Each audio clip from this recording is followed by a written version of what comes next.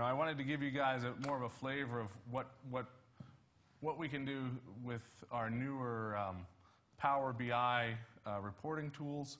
I'll go into a little bit about what Power BI is. And then we'll start to go into some example reports that we've built. One of the key things that we're trying to give to our customers is sort of a self-service way of developing professionally based reports or professional looking reports that can not only be distributed to existing PowerSim users, but to stretch it out so that more and more reports can be sent out across organizations. Probably all of you right now who are using PowerSim are mostly developing reports in Excel. And so what this is taking Excel, an Excel-like experience, bringing it up to the cloud, and then letting you bring that experience out to other people to look at stuff. One of the key things we'll try to show is, hey, even if you still love Excel, there are some buttons you can click on, bring all the data back into Excel to do your Excel stuff if you're still one of the people who love Excel. The great thing is that Microsoft, in the way they've developed Power BI, they've taken advantage of the fact that they're building the stack for Power BI and Excel together. So they work hand in hand.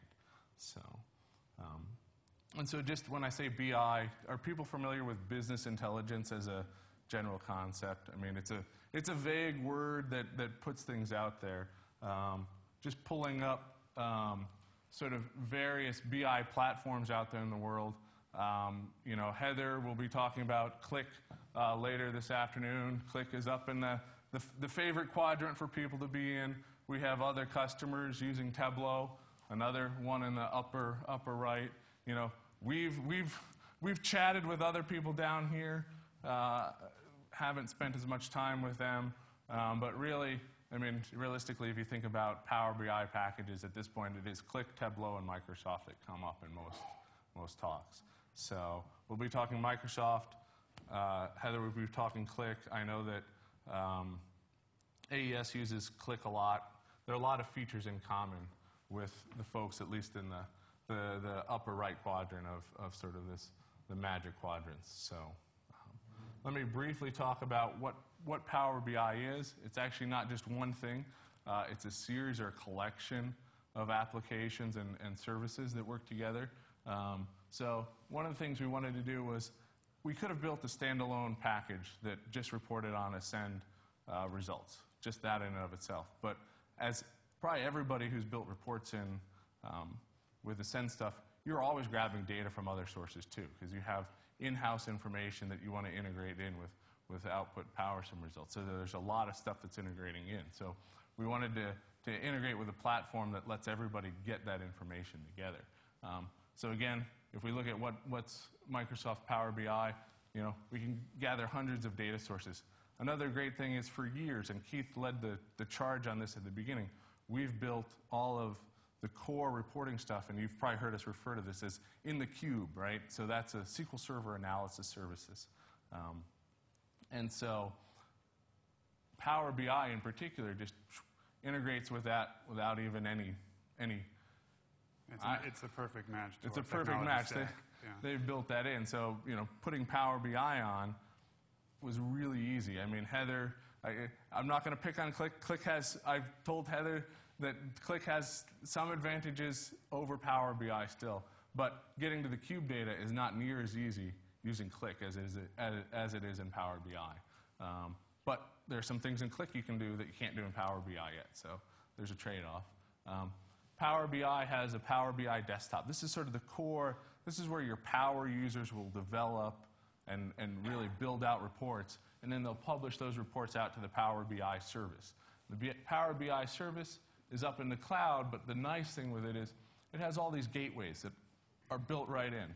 So users anywhere in the world can securely go in and access the cube data that we have in-house in Ascend On Demand or any customer implementation. So really straightforward there.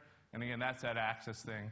We're going to be showing most of this stuff on our laptops, but if I get to it at the end, I'll throw my phone up here. You'll see the same reports up on my phone that you have access to on your laptop or from wherever. Can I just mention something? Yep. So Power BI has been around for a while, and we've known about it. And we've been, like Sean said, has been talking to different vendors in that quadrant chart he showed earlier. And we were talking to one in particular in the lower right-hand corner, as it is now, maybe a year ago or so. And what really made Power BI stand out is that Power BI Gateways that's up there on the screen. It allows a live connection right back to our data sources at AOD. And I was actually on the phone with a guy from one of those companies, not Microsoft, and I saw a blog post. It was like posted maybe a week before about the gateway coming out, and I was like, I had to call you back. Yeah, I mean, the gateway makes it really seamless. And I'm going to show you in some of the live demos we'll pull up. We're connected up. I'm not anywhere near our environment, but I can get to reports, drop-down lists that show the studies. If you're used to PowerSim studies, the drop-down lists are right in the studies. So every day, if a new study comes out, you don't have to then produce new reports for everybody. They can get access to it.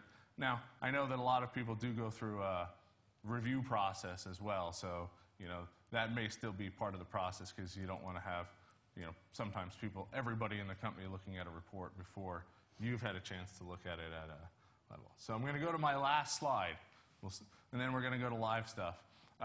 So one key thing is I've tried to put up, you guys probably all have gotten email invites from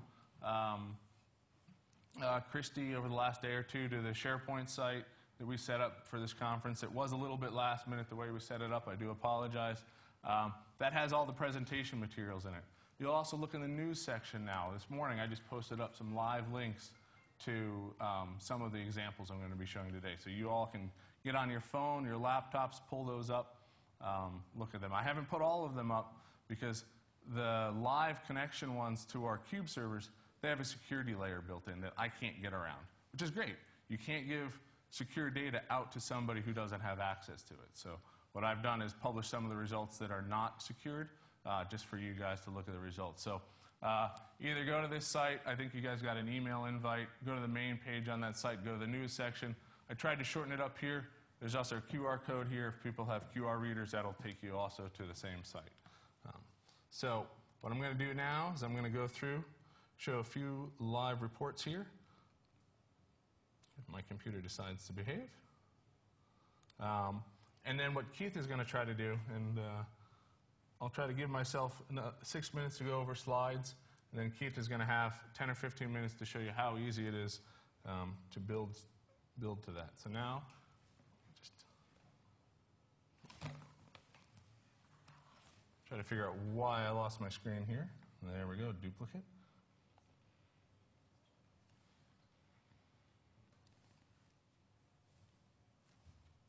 Great. So I'm just going to go over a few of these. So here's the web-based Power BI interface.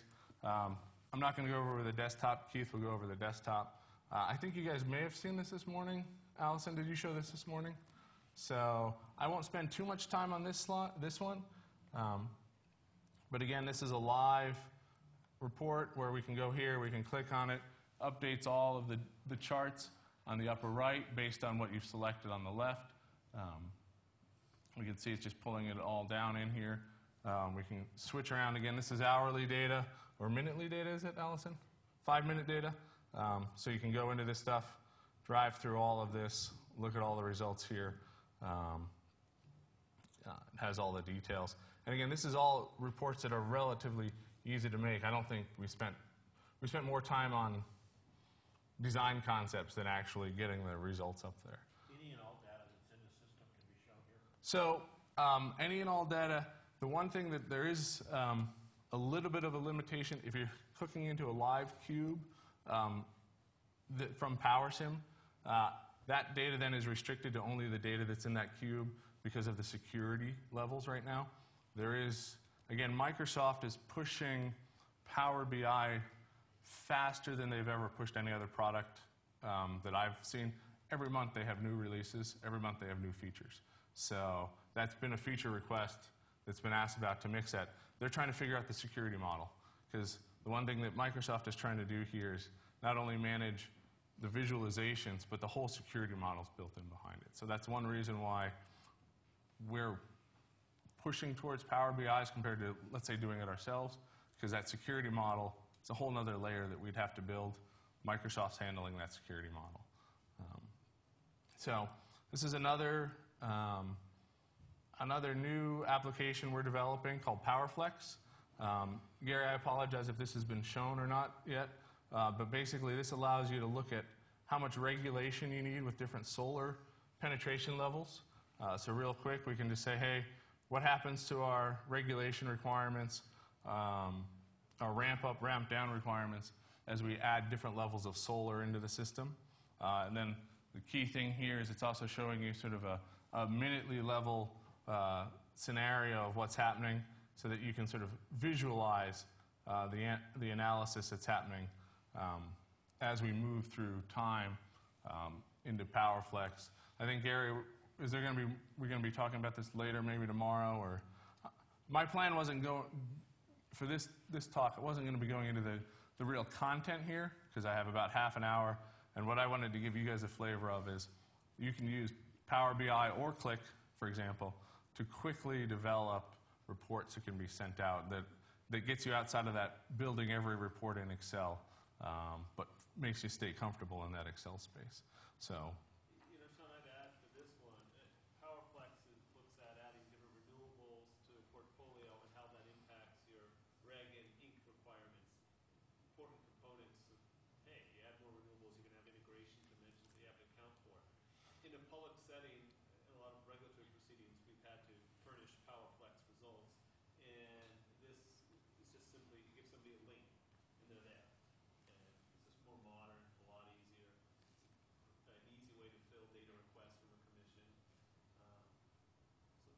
So it makes you look, it also provides additional insights and graphical views that allay concerns of regulators. So now we're stepping.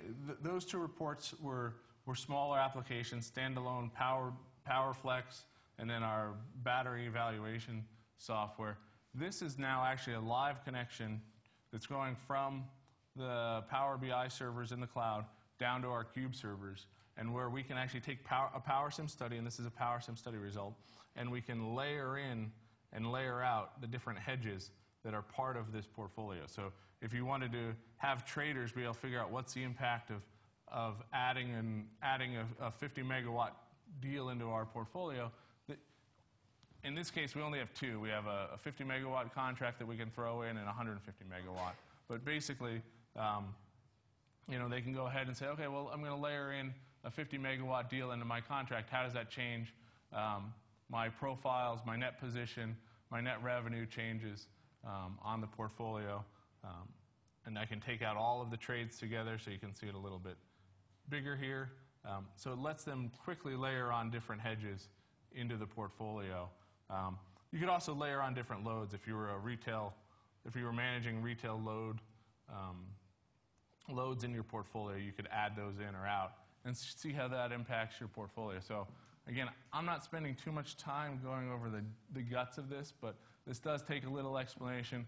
We have our different parts of our supply stack in terms of revenue, and then we have our confidence intervals on our revenue as well. So go ahead. So can I set the time period back 2 days ago, and so when they bring the confirms in for me to sign?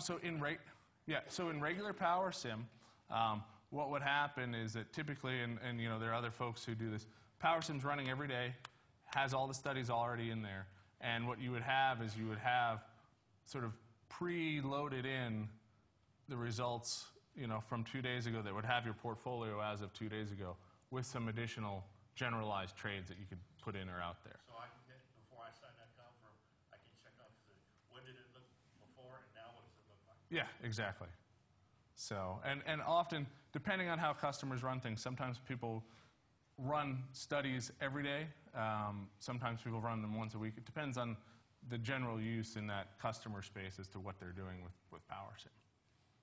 So, and this is just one study that we have selected here for this demonstration. Let me go to a slightly different study, different portfolio here, and we've tried to we've tried to blot out the studies, even though they're a little, you can sort of see them. So, but all we would have to do in that other demo is have different studies to select. But again, here what we can do is just pick out the different studies, and it just loads up the data from all the different studies. So you'd have all those studies, as you were saying, 2 days ago, 1 day ago.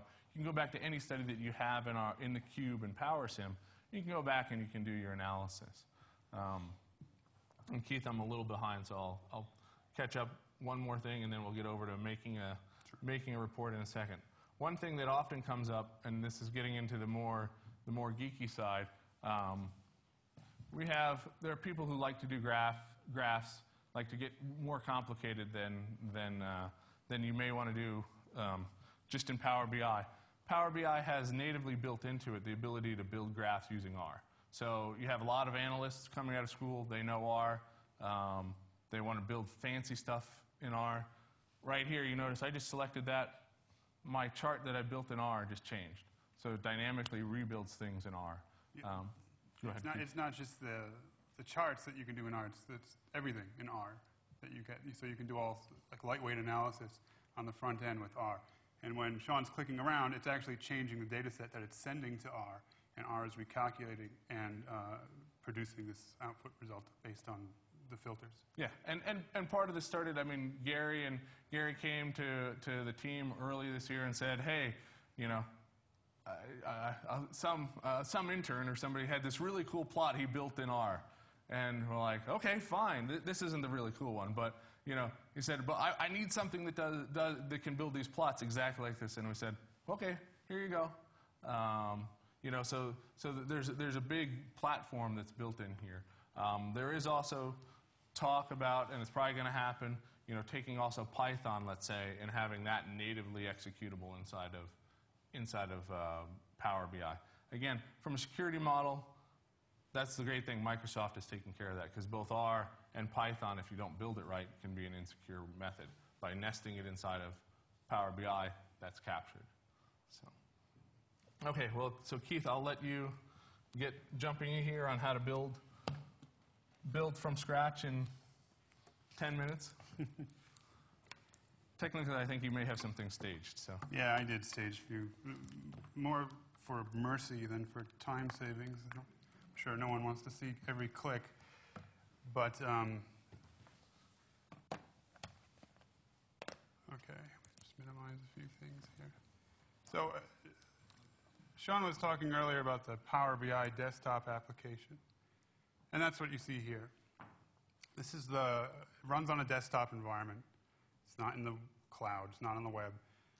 And this is how you build your reports. You can do it with the web-based tool, but this is by far the best way to do it. And it's you'll be pretty familiar with it because it does a lot of Excel-like stuff. If you've connected to our cubes with Excel, you'll recognize a lot of the steps here. So the first step is to just get the data. So click on Get the Data. We use analysis services. So I'll click on Analysis Services and click Connect. And it should ask me for the server name.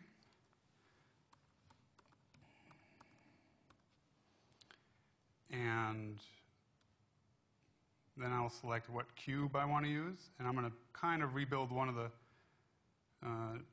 reports Sean showed earlier. So I click on this PowerSim iterations cube for this demo database that we have. And you can see here on the right, what pops up is something very familiar if you've used Excel with our software for that Power Cube. Dimensions, measures. But the first thing you want to do is, be able to interact with the report. And you asked earlier, being able to select earlier studies. So I'll start with that. So I'll select it's called the slicer. So I'll check a slicer here. And there's a slicer object right there. I want to put my list of studies in there. So I just drag that over. And there's my list of studies. I don't want it to look like this. I want it to be a drop-down. So I'll click, turn it into a drop-down. So there's my drop-down list of studies. Like I was saying, I'm going to spare you all of the clicks, and there are going to be several of these slicers you'll want to make when you're building a study. So I'm going to move on to step 2, which is a pre-canned piece where I've gone and added some slicers here. One of the things I wanted to point out is that Sean was saying Power BI it's advancing every day. And it's not just Microsoft that's doing the advancements. When I first started to make this report, this slicer, this item selection object here on the lower, I guess your left, was a simple list of items. And I was like, that's not going to work. That's just not going to do. And this was like 2 days ago. And I was like, actually, that's kind of a problem. So what I did was, I know that there's a community of people out there who builds these, I don't know what you call them, widgets or gadgets that plug into Power BI. And I went into here to import from store. I wanted to check a look, what do they have out there that might be better than what they just have natively here. And in this list, I found what was called the, I won't go through all of them, but I found what was called the hierarchy slicer. So that's what I got here, and it works perfectly. So once we have our slicers down, we'll just add a graph, because that's what most people like to see. Sorry, there's a bit of glare from the lights. So there's our graph, and I can add data and whatnot to it. So I'll start by adding, so I want the mean to be the column values, and I want the 5th percentile to be a line value, and the 95th percentile to be a line value. And let's see, and then I'll have the dates on the axis, and I'll make that a little bit bigger. And that's not bad, but it's not breaking things up by item. So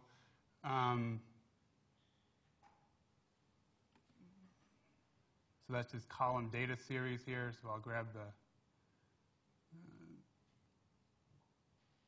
item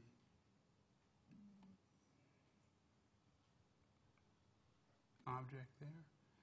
So that changes the items, and that's a lot like what Sean was showing earlier. And I'll just skip ahead again to spare you the pain of every click. And just in a few minutes, I was able to create a decent-looking report that is similar to what Sean had showed earlier, and it has all the interactive capabilities. I click on an iteration down here, and it changes the, if I can click on it, it shows just that iteration's data on the top. You can still select and deselect different parts of the portfolio. This is actually sending, every time I click, it's sending a query, it's generating a live query, it's sending it back over that gateway to Send on Demand, collecting the data, and serving this through Power BI's cloud service. And you can get this on your phone, you can get it on your tablet. Sean, I don't know if you wanted to show it on your phone. Yeah, I can.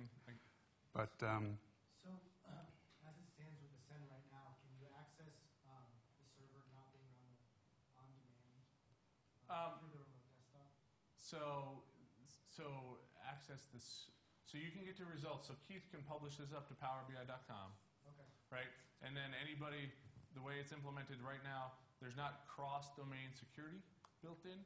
So you'd have to log in with, if you have a a Send on Demand login, you log into PowerBI.com with that login, and you could get access to all the reports that you've published up to your workspace in PowerBI.com. So you wouldn't have to go into a Send on Demand remote desktop session. But to publish the reports initially, You'd build it from the Power BI desktop in a Send on Demand, because that gets you into that gateway section. So the nice thing is, you notice you just typed in the server name. It figured out all the gateway stuff on the back end. So you don't have to configure the gateway every time you do it. As long as it's all already configured, you're good to go. yeah, once I click this Publish button, it pushes it up to the workspace that we've created for this exercise. And it figures out, okay, is there a gateway configured for the server for this report? Yes, and it just ties it all in. There's nothing you'll have to do after that server side to get it working. You talked about R. Is there any other platform? Well, there's an Excel. Yep. So I'll try to do that here. Actually, I can. you probably are better set up for it already, Sean. But You can do it or whichever. okay. I mean, you can also obviously build .NET reports in it and that type of stuff. But so while Keith, you do that, I'll.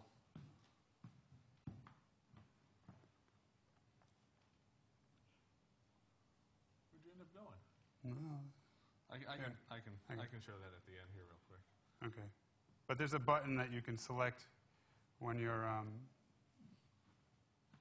looking at the. Yeah, I'll go ahead Log and me show out. this, and then Okay. you can get set up while Okay. I transition to this, and then we can switch back. So just real quick, you guys probably know this, that lots of stuff's going mobile. So I'm just going to go ahead, pull this up on my phone here. There we go. So there's my phone. Same reports are in my workspace on my phone as are on here. There are some of these reports that are optimized for phone, so you can tell that those are because they have the little phone on here. They're simplified versions. So again, the battery revenue stuff, we have a real simple version. Probably I shouldn't have clicked on that because I hadn't. Nope, there we go. It's coming up. It's not the battery tool. I'll say we're probably not going to have a phone optimized version of the battery tool. I don't think most users will be using a phone optimized version of the battery tool, but it looks similar, but we tried to reshape it. But again, for the iterations cube demo, it's not optimized for your phone, but you flip your phone sideways.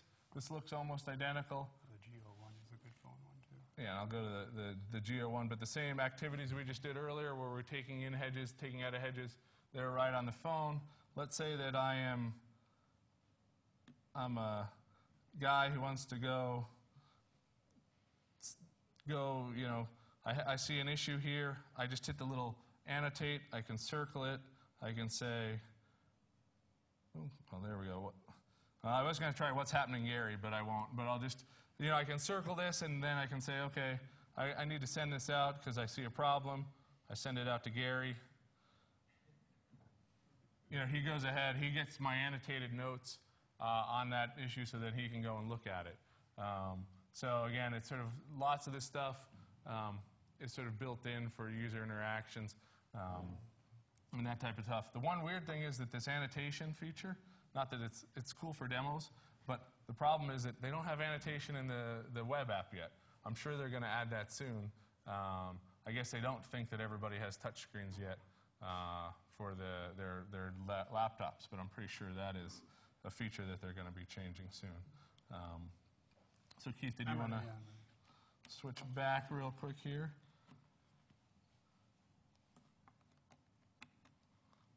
And I do apologize for switching back and forth a bit. I was trying to make sure we had two screens here, but there wasn't going to be space for us to have two whole separate screens. So you're asking about different platforms. Pretty nice features. You just type analyze in Excel. Like open Excel. So this is what happens is if you see stuff you really want to just get back into Excel because that's the space you're still comfy in. You just go ahead. It'll bring the data back into Excel, and you can see here again. So I'm now connected to that same data source through Excel, and I can continue in this interface. There's another nice feature in the web app here is that if you just want to get the data that's already filtered, you just want to pull out a chunk of data, you can just export the data and pull it down directly. It's a CSV file.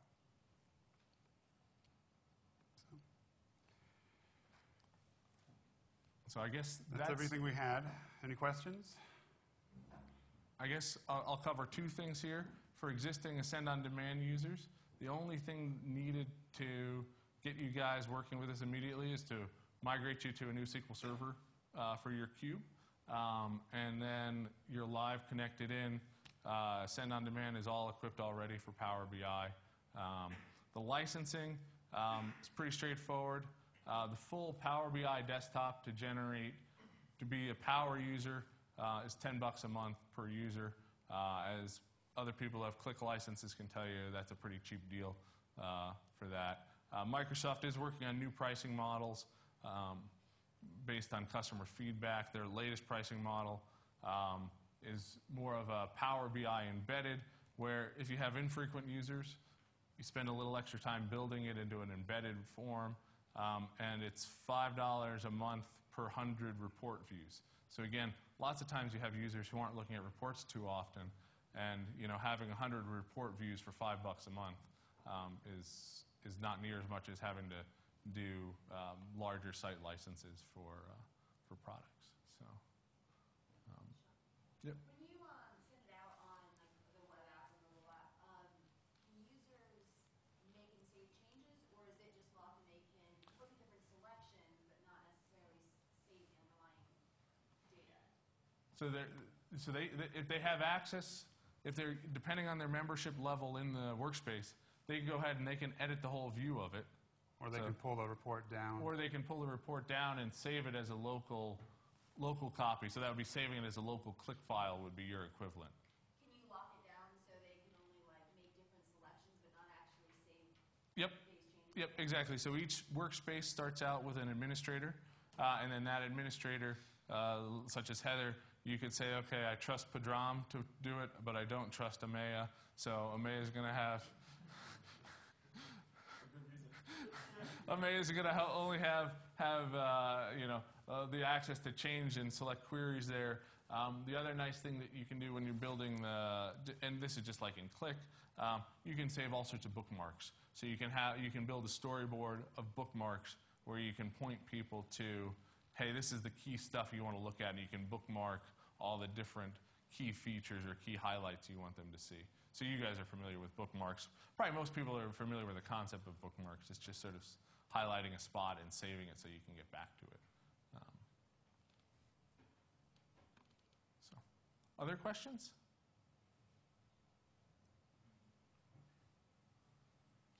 Great. Well, hopefully everybody who's already using Ascend on Demand, will be getting you rolled up to this if you want to use it. If you don't want to use it, you can still work with Excel.